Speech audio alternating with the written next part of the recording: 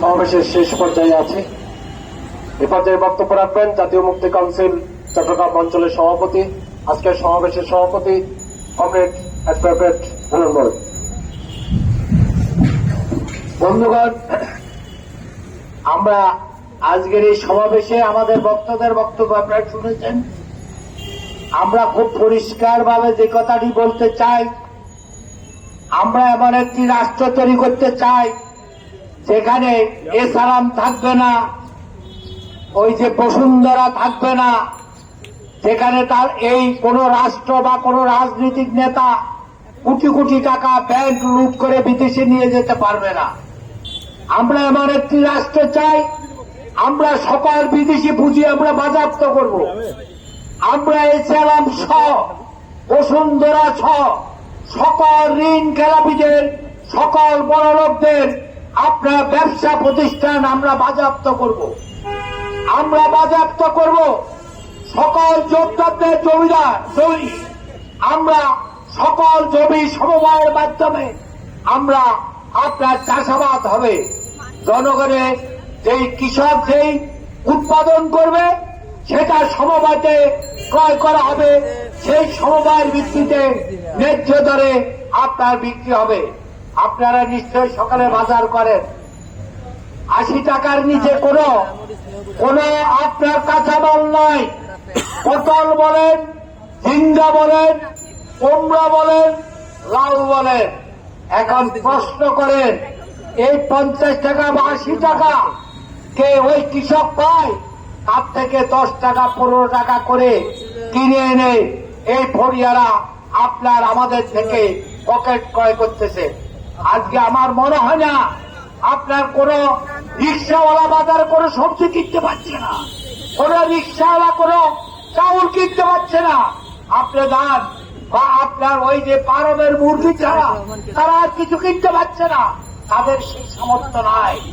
গরুগ্রস্ত, খাসিগ্রস্ত আমার মনে হয় রিক্সাওয়ালাদেরকে জিজ্ঞাসা করে বছরে একবার, 6 মাসে একবার খেয়েছে কিনা তারা জানে না। কিন্তু আপনি যান ওই যে বড় লোকদের বাসায় যান, তারা না খেয়ে ডাস্টবিনে ফেলে দিবে।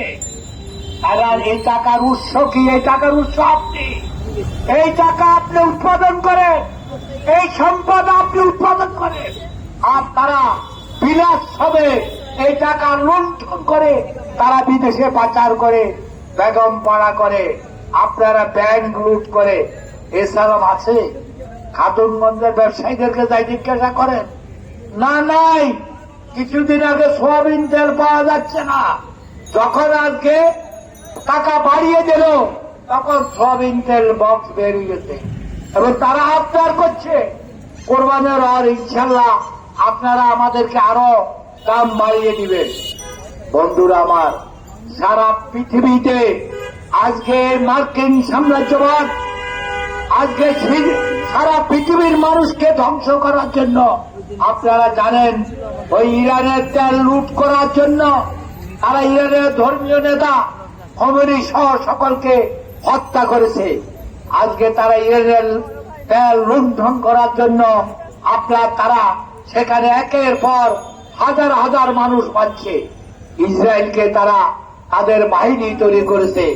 এখানকার আমরা দেখি যখন ইরানে আক্রমণ করে, জামাতে ইসলাম সংসদে কোনো কথা বলে না, তারা ইসলামের কথা বলে। তারা ফতোয়া দিচ্ছে ইরানিরা নাকি মুসলমান না। তাদেরকে জিজ্ঞাসা করেন, আজকেও পত্রিকা দেখবেন তারা বলতেছে এই যে মার্কিন যুক্তরাষ্ট্রের সাথে যে তাদের আপনার চুক্তি হলো, আমাদের দেশকে বন্ধক দিয়ে আসলো, তাদের সাথে আলোচনা করেছে, বিএনপির সাথে আলোচনা করেছে, আর কারোর সাথে আলোচনা করে নাই। আমরা কি এই দেশটা বিএনপি, জামাতে ইসলাম, আওয়ামী লীগ, জাতীয় পার্টি তাদেরকে আমরা লিজ দিয়েছি? আমরা দিই নাই।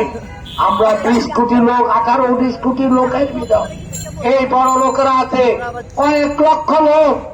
এই কয়েক লক্ষ লোক আমাদের এই 18 কোটি মানুষের মাথায় কাঁঠাল রেখে তারা আজকে আমাদেরকে এই দুর্দশায় ফেলছে।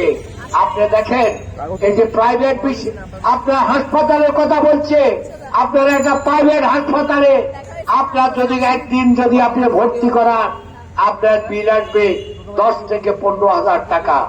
আর যদি চট্টগ্রাম মেডিকেল কলেজে যদি আপনি একই চিকিৎসা পাবেন সেখানে আপনার খরচ হবে 20 থেকে 30 টাকা বা 50 টাকা।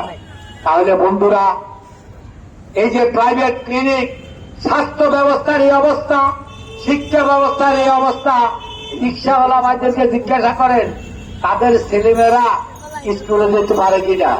সরকারি স্কুল ছাড়া কোন প্রাইভেট স্কুলে পড়ানো তাদের কোনো ক্ষমতা নাই।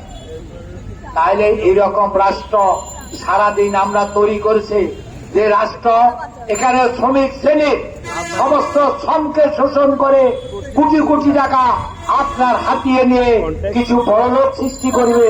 তারা বড়লোকদের লাঠিয়ার হচ্ছে এদেশের সেনাবাহিনী, আর বড়লোকদের লাঠিয়ার হচ্ছে এদেশের পুলিশ। আপনি যখন ন্যায্য আন্দোলন করবেন, বেতন বাড়ার আন্দোলন করবেন, তখন আপনাকে মারবে, আপনাকে গুলি করবে এই লাঠিয়াল বাহিনী। আপনারা যারা বয়স্ক আছেন তারা জানেন, নতুন চরাঞ্চল উঠলে ওই যোদ্ধারা সেই সময় যোদ্ধারা কি করছে, ওই যে তাদের লাঠিয়াল বাহিনী তৈরি করছে। আজকের এই আধুনিক রাষ্ট্রের লাঠিয়া বাহিনী হচ্ছে আমাদের দেশের সেনাবাহিনী, আমাদের ডিএজিএফআই, আমাদের র্যাব, আমাদের পুলিশ।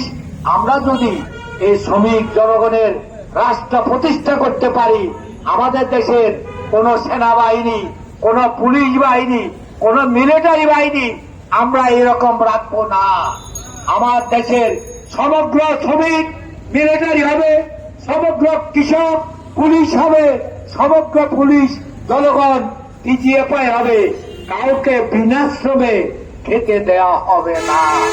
পুলিশ কি করে? মিলিটারি তো পুলিশ রাস্তায় কিছু ডিউটি করে, ট্রাফিক চালায়, আর থানায় বসে থাকে, জনগণ থেকে কেন্দ্রে ঘুষ আদায় করবে। কোনখান দিয়ে কোন ইয়াবা ব্যবসার লগে তাদের সম্পর্ক, মাদক ব্যবসার লগে তাদের সম্পর্ক। রিক্সাওয়ালা, সিএনজিওয়ালা এখানে পার্কিং করছে কেন? তার থেকে 200 টাকা 100 টাকা নেবে, না হলে নো পার্কিং এ আপনার মামলা দিবে, 5,000 টাকা আদায় করবে। এখন সারাদিনে 1,000 টাকা সিএনজিওয়ালা মালিককে দিয়ে সে 500-600-1,000 টাকা পায়। তাহলে ওকে যদি আপনার ডেলি 200, 300, 500 টাকা দেয় তাহলে তার থাকে বাকি। তাই বন্ধুরা, এরকম একটা বৈষম্যমূলক এই সমাজ, এই রাষ্ট্র আমরা রাখবো না। আপনাদের কাছে আহ্বান জানাবো, আমরা কমিটমেন্ট দিলাম, আমরা মন্ত্রী হব না, আমরা এমপি হবে না। এমপি হবে এখানকার শ্রমিক, এমপি হবে এখানকার কৃষক, এমপি হবে এখানে রিক্সাওয়ালা, এমপি হবে এখানকার সিএনজি ড্রাইভার। অর্থাৎ সকল উৎপাদনের সাথে এখানকার যারা গার্মেন্টস শ্রমিক, যারা ওই যে পাট শিল্পের শ্রমিক, যারা তাঁত শিল্পের শ্রমিক, তারাই হবে দেশের মন্ত্রী, এমপি, তারা হবে শাসক। সুতরাং এই মধ্যস্বত্বভোগী, এই বদমাস, দুর্নীতিবাদ, এসে আলাম বসুন্ধরাকে এই দেশে আর থাকতে দেওয়া হবে না।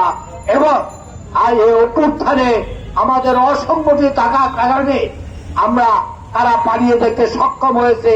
আমরা যদি সকলে ঐক্যবদ্ধ হই তাহলে আমাদের প্রথম কাজ হবে, আমরা বর্ডার সিল করব, বিমানবন্দর সিল করব, ওই চট্টগ্রাম বন্দর সিল করব, যেন এই বড় লোকরা পালিয়ে যেতে না পারে। এবং বড় লোকদের সকল সম্পদ বাজেয়াপ্ত করে জনগণের মাঝে বন্টন করা হবে। এইটি হচ্ছে সমাজতন্ত্র। বন্ধুরা, আমার মনে হয় কিছুক্ষণের মধ্যে হয়তো বৃষ্টি আসতে পারে। সুতরাং আমরা আমাদের বক্তব্য খুব পরিষ্কার ভাবে দিচ্ছি। আপনারা চিন্তা করেন, আপনারা কি বাঁচবেন? আপনি বেঁচে যেতে পারেন, আপনার বয়স হলো, আপনার ছেলে মেয়ে বাঁচবে না। দেখেন এখানে একটু আগে কয়েকজন ছেলে মাস্তুরা এখান থেকে আসছে ছিন্নমূল থেকে। তাদের কি গড় বসবাস করার অধিকার নাই? তাদের কি শিক্ষার অধিকার নাই? তারা কি মানুষ নয়? এই শাসন, এই রাষ্ট্র তাদেরকে মানুষ মনে করে না, তাদেরকে কিছুই মনে করে না। তারা মনে করে এরা অস্পৃশ্য, এদেরকে ছোঁয়া যাবে না। তাই বন্ধুরা, আমরা আমাদেরকে ঐক্যবদ্ধ হয়ে আসুন, শ্রমিক কৃষক ঐক্যবদ্ধ হয়ে এই রাষ্ট্রকে আমরা নতুন রাষ্ট্র তৈরি করব। এই বৈষম্যমূলক সংবিধান আমরা রাখবো না। এই সংবিধান প্রথম দিনে আমরা বাতিল করব। আমরা নতুন সংবিধান করব।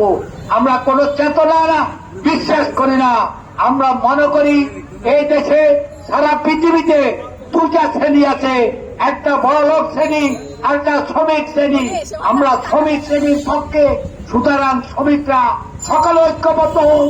আমরা এই আহ্বান জানিয়ে আপনাদের কাছ থেকে বিদায় নিচ্ছি। আজকের সভার এখানে সমাপ্তি ঘোষণা করলাম। দুনিয়ার বন্ধুর একক